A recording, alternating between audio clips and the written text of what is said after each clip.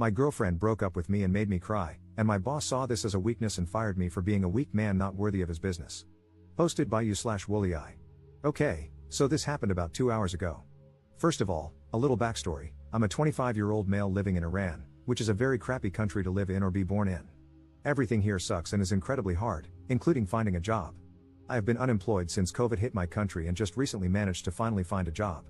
COVID is still raging here since they won't vaccinate us, so most of the time we work from home. I was dating this girl for about 9 months, which I know isn't a long time, but since I'm leaving the country in a few months forever, I really invested myself in this relationship because we planned to leave together, and everything was going so smoothly. My anxiety was practically gone, and I was really happy after a really long life of being depressed. Yesterday, out of nowhere, she broke up with me and told me that she wasn't feeling the relationship anymore and that I'm a really good guy, but she doesn't want to hurt my feelings in the long run. This destroyed me, but I understood. I asked her to give us another chance, and she said no, it's better this way. She's a very honest person, so I believed her and left. I accepted the outcome, even though I immediately started crying. Anyway, today I'm still pretty bummed out, but I had to go to the office for a couple of hours, and my boss was there to help me, which was a big relief since I really didn't feel like working. I took a smoke break, got reminded of some memories, and started crying a little bit. I went back upstairs, and my boss immediately noticed I had been crying and insisted I tell him what happened, so I did. He looked me dead in the eyes and said, "Wow, you were crying over that? Such a weak person. I don't think you're a good fit for the company if that's the stuff you're worried about. I think you should leave." At this point, I started laughing because this was clearly a joke, right? Right? Wrong. He looked at me like I was insane and asked me to leave immediately.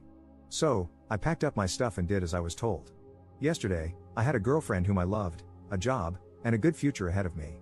Now I'm just a guy who has to leave his country and everyone he loves because he was born in one of the worst places possible, and he's doing it completely alone and broken. Honestly, maybe boys shouldn't cry. Update 1 year 3 months later. I was contemplating not making this update because it's not the type of it all worked out in the end update, but since I promised one, here you go. When I created the original post, it was me shouting into the dark, and I didn't expect it to blow up, but it did, and you guys helped me through a lot of my anxiety. A couple of people even stayed in touch, and I gave them updates here and there. I wish I could tell you things worked out and that I'm happy in Germany starting a new life, but that didn't happen. I'll break this up into a timeline so it's easier to follow. September 2021. I found a job a month after I posted the original thread at a company based in the US. It was a remote job, and the CEO was Iranian.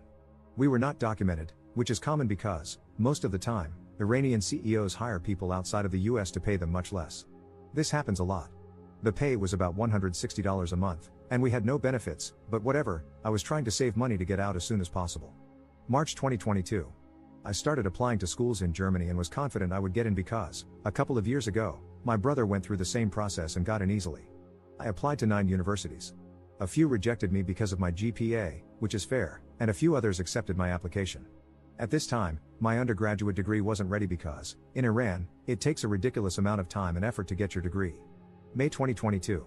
A small protest happened outside my school in support of a girl who was sexually assaulted. Since the person who did that to her had a powerful dad, the girl got arrested, and he didn't face any consequences. Also, since no news outlet covered it, we all gathered to support her. Long story short, I was arrested and expelled, which resulted in me not getting my diploma. Naturally, a couple of months later, the 2 schools that had accepted my provisional application without my degree requested it. I couldn't provide it, so understandably, they had to move forward with other applicants. I also left my job because I realized we were being overworked for little to no money. Whenever we asked for a raise, they always found a way to avoid it.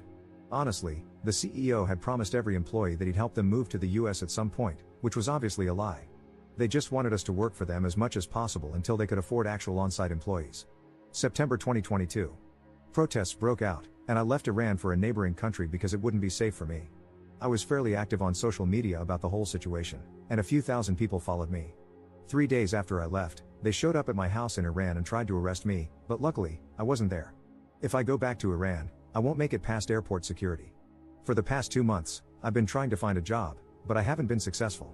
I have a half-decent resume, but I keep getting rejected because of the country I'm in right now. I'm exhausted and out of options. I'm burning through my savings, and in a few weeks, I'll either be homeless or have to go back to Iran and get arrested. I'm in a really dark place and have little to no hope for what's to come. I miss my friends and my family. I just wanted a normal life. I know I'm being pathetic, and I didn't want to post this. I wanted something good to happen so I could update you guys with happy news, but everything keeps getting worse. This will probably be my last post on this matter and on Reddit. Sorry if I let you guys down. Second update 2 years 1 month later. First of all, I'm writing this here because I can't, for the life of me, figure out how to post on any of the previous subreddits without it getting removed. I don't think this will reach far, but to those who are interested, here we go. A couple of very kind Redditors reached out after my last post and helped me through those tough times, for which I will be immensely thankful forever. If it weren't for them, I'd either be dead or not where I am today. A couple of months after my post, I found someone who provided me with shelter and food in exchange for work on his farm. I also started tutoring his daughter, for which he paid me, and I saved up bit by bit. In the meantime, I managed to obtain my university transcripts from Iran, had them translated, and applied to 2 universities in Germany. I had little to no hope, considering where life had put me. I missed home, I missed family, but bit by bit, things were looking up. I got accepted into one of those universities, obtained my visa after 2 months, and now I'm in Germany. I did it. Finally. Now, I had the small problem of having to block 12,000 euros in a bank account to show that I could financially support myself. Obviously, I couldn't, and I only had a very tiny portion of that money. I did everything to get it, borrowing from whoever I could. It felt terrible to do so, but I just had to get somewhere safe. Also, the way that system works guaranteed that I wouldn't be able to pay it back soon, so it was a nightmare. But I got it done anyway. And now I'm in Germany. I do have a pretty dainty debt problem, but I am here nonetheless. In fact, I've been here for a year, studying, finding a place, making friends, and everything. Since I didn't speak a word of German and lived in a very small town, I only recently was able to find a job. The debt problem still remains, but otherwise, it's been great. I have more freedom and security than I have ever had. I even found someone, and we are really happy together. I have to mention, though, that 2 years ago, I was deeply involved in the protests in Iran, mainly on social media. For my safety, I couldn't disclose my whereabouts, but now I can, and I want to. I was in Turkey, and life was tough. However, some people in that country are just incredible. They took me in and helped me a lot, and at times, it even felt like home. So, to the people of Turkey, thank you for that. I had to hide from the VIA, Iran's Ministry of Intelligence, because they wouldn't leave me be, and you really helped me with that. For my next chapter, not that anybody cares, I have decided to change everything and start from the ground up. I'm going to pursue politics and make real change happen because I don't want anyone to go through what I have. I know it's nearly impossible to achieve, but that doesn't mean I won't try. I really want to help my people, and that's going to be my life's purpose now. Being in debt is a little scary. I hope I can manage to get out of it. But hey, I survived far worse things, so fingers crossed, I hope I can manage. I want to thank the incredible people who helped me during this time, and I want to thank the person who reposted my post on r/best of Redditor updates. You are an absolute legend. Relevant comments. Commenter. I'm so glad the community was there to support him when he was going through such a terrible time. I can't even imagine living in a dark country during a dark time, thinking you were millimeters from getting out, only to have your girlfriend dump you and your job let you go, killing any chance of a quick escape.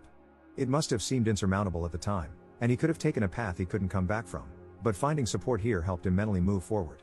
This can be a brutal place, but in cases like this, where someone has no one to vent to or express themselves to, I'm glad we're here to be the void that supports and answers back in times of need. Ops response. Honestly, it feels really good when you see empathy in others. I don't want to be dramatic, but I hadn't known a good night's sleep for years before I came here. The first day I arrived in Germany, I think I slept for 14 hours in just one day. I slept so much in the first week, and I didn't even know why. It wasn't until later that I realized how exhausted I was from years of trauma. Commenter 2. Second generation immigrant here. Life is never easy for immigrants. I saw how tough it was for my parents, who fled their birth country and became war refugees, but with enough determination, they made it work. Things will improve as long as you're willing to make the effort. You'll probably have to spend more energy than local residents, have fewer opportunities, less of a safety net, and fewer chances to fail. That's reality. But your previous experiences have likely made you more resilient and given you adaptation skills that your peers may not have, so make the best out of the cards life has dealt you. From a practical point of view, do you have a concrete plan for building your future life? Do you have a financial plan to sustain yourself in the foreseeable future? What would it take to gain long-term residency or citizenship in your new country? Good luck. Ops response. That is great advice indeed. For now, I plan on studying and graduating from university. I'm trying to make connections, as I know finding a job is not the easiest task in Germany. However, I am putting every extra hour I get into writing against the regime in Tehran. The minute I get a chance to return safely, I will go back to Iran to pursue real change. I have grown so much since my first post about my country. I used to hate it and hate the fact that I was born there, but now it's completely different. I am writing to people of all ages and beliefs in Iran to try to have an impact, and fortunately, a decent number of people listen. I hope to grow from there.